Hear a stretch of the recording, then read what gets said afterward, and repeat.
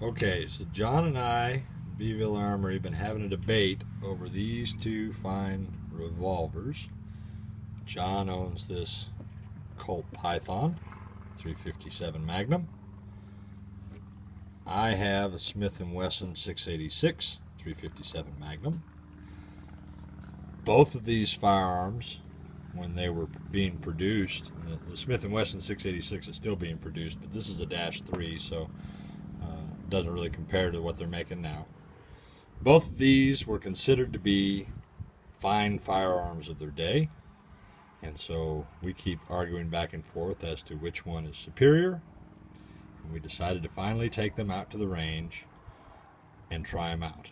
So we're going to have a little contest between these two very similar firearms, similar barrel lengths, capacity, whole 9 yards, to finally put to rest which is the better firearm, the Colt Python or the Smith & Wesson 686. What John doesn't know is that the loser of this contest is the first one to get to shoot our new 375 Ruger. Nobody wants to be that guy. So we're going to go down to the range and try these out. Okay, the ammunition being used. We're going to try two different loads. Both are factory loads. The first is from Fiocchi. This is a 142 grain, kind of truncated cone, full metal jacket. It is 357 Magnum. We're not going to shoot any 38 Special. The second load we're going to be using is from Herder's, and it is a 158 grain truncated cone, full metal jacket, also 357 Magnum. We are going to shoot a cylinder of each from a distance about 20 yards. And so that's 12 shots out of each gun, and we'll see which one groups the best. Okay, so John's up first. He's shooting the Herder's 158 grain truncated cone full metal jacket. Go ahead, John. Fire in the hole.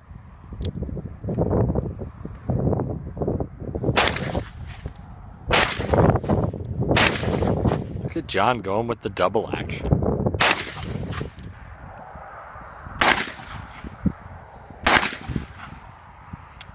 There's 6. One thing we didn't stipulate was whether we're talking about single action or double action fire. Now, John's Colt has the advantage there because the Colt Python had arguably one of the smoothest transitioning double action fires on the market.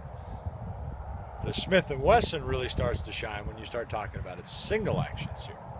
So we decided in fairness that out of each cylinder, 3 shots would be double action, 3 shots would be single action, just to make it fair.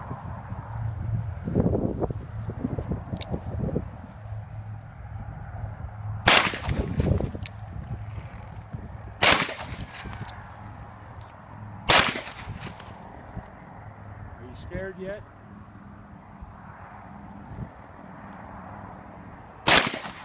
Not really. Yeah, double action. It gets you. Okay, we made it through one cylinder. You can see here, we got a flyer down here. That was double action, but there's 2 right there. See that? And that was double action. But look at that single action. That ain't too bad at all. That's where the Smith & Wesson shines. John did pretty good. Overall, pretty consistent. Don't really know which was which, but you got 3 up here and 3 down there. And that's, well, let's see, this 6-inch barrel. So that's somewhere out in the 6-inch group. So far, so good. I figure he's dead. He is definitely dead, yeah. Oh, John, how are you feeling after the first cylinder? I think I got a chance. You got a chance. I would agree. I'd say we're still in the race, both of us. With the superiority of the Colt Python, you can't lose. Just can't lose. Okay, so three single action, 3 double action. Fire in the hole.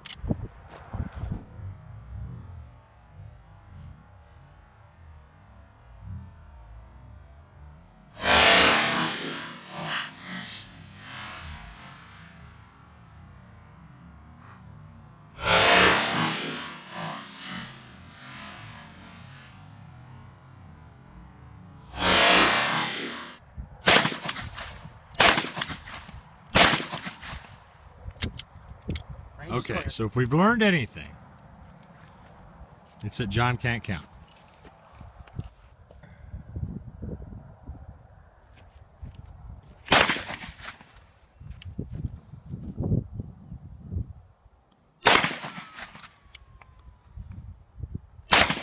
Oh, I shouldn't have pulled that one.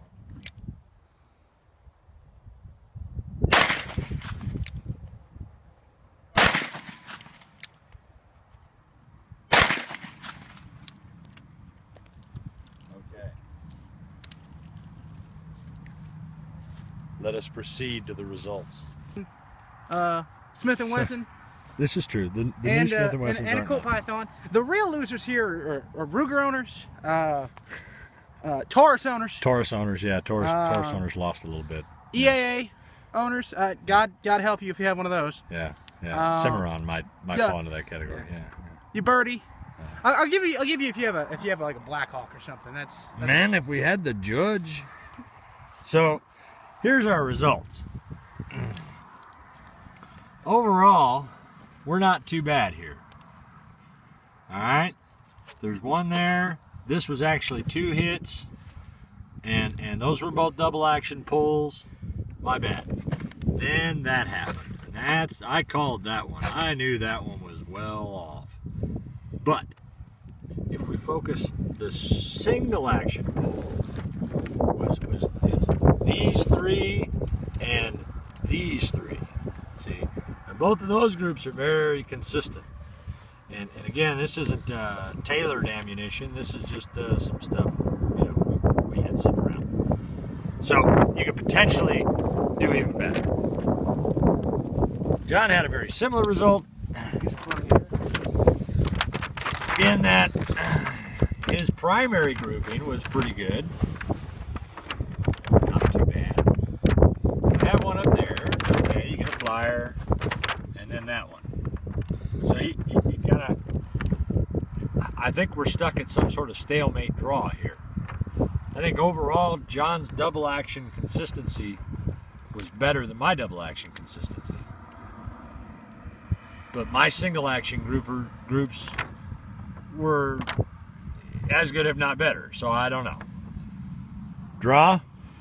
To be continued? I think to be continued. To be continued. I think we'll go to the coin toss for who shoots the Ruger. The Smith & Wesson 686 6-inch revolver, 357 Magnum, and the Colt Python 357 Magnum.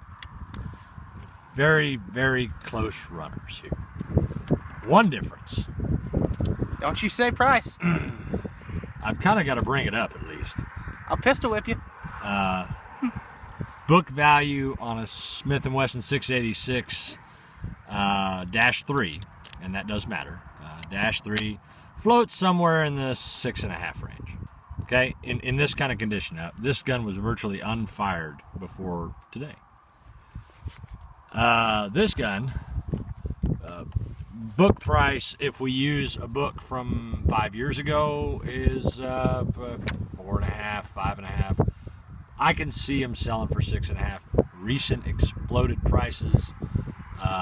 John, what'd you pay for it? In October of 2010, I believe, about $1,200, and that's literally half what people are selling. And yeah, I am completely happy with the price I paid for it. But what we have to consider now. Let's consider $1,200. Okay, let's just say that the gun's worth $1,200 because that's what you paid for.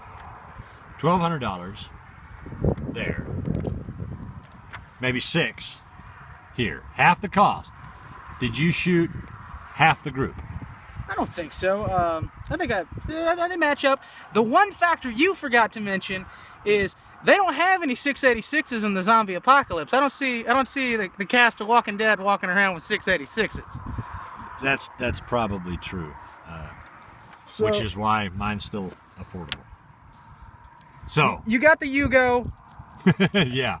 I've got the well, smart car, I guess. To be continued. 357 Magnum.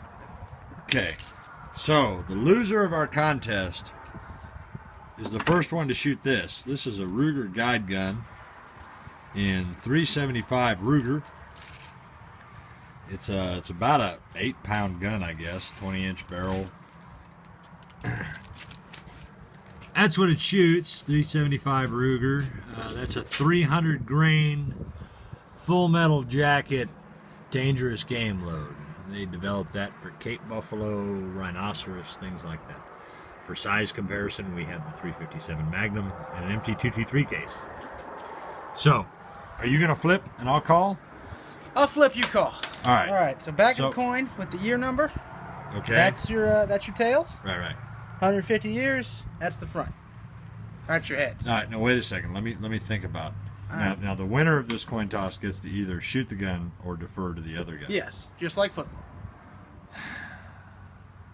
All right. Let's flip the coin.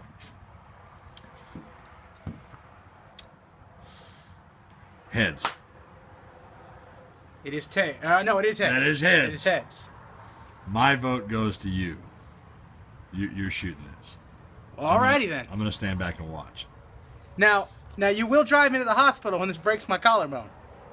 Likely. Likely you'll drive me to the hospital, or likely to break my collarbone? Right. Let's shoot. What? Yeah, I can't hear you. I got my ears on now. No, John. Oh, I gotta shoot it freestanding. Oh, yeah. Because Son of a when the rhino's coming out of the brush, you don't get to, like, put it on your little lead sled thing. All right, well, then let's walk out here and do this.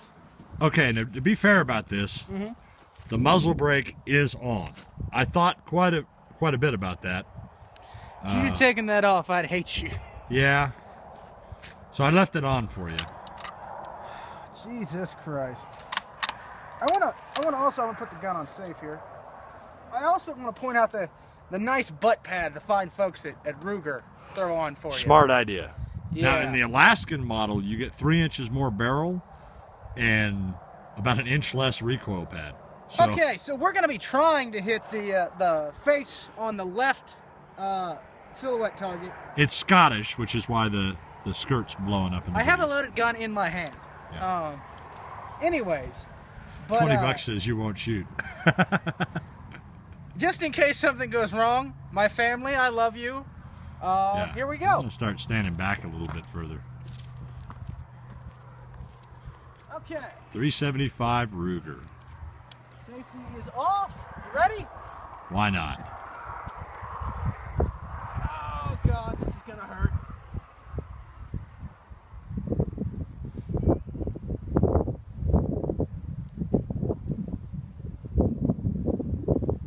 Oh, yeah! You know, it's actually not that bad. Alright, I'm going to be next. Alright, part of a dangerous game rifle is making sure that you can have a follow-up shot. So I've loaded 2. And I'm going to try and get through the pain of the first one so that I can rack the second one to shoot the raging rhinoceros that's coming after me.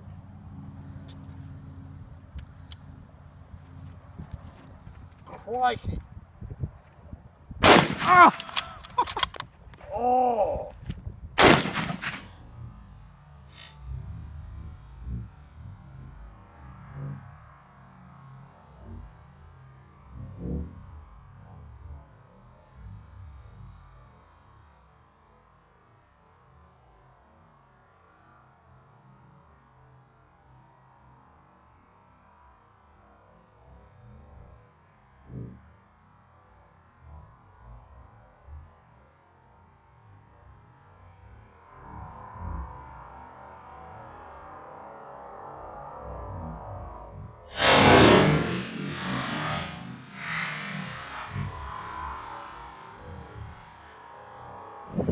Okay, so my 2 shots. Which ones are they, John?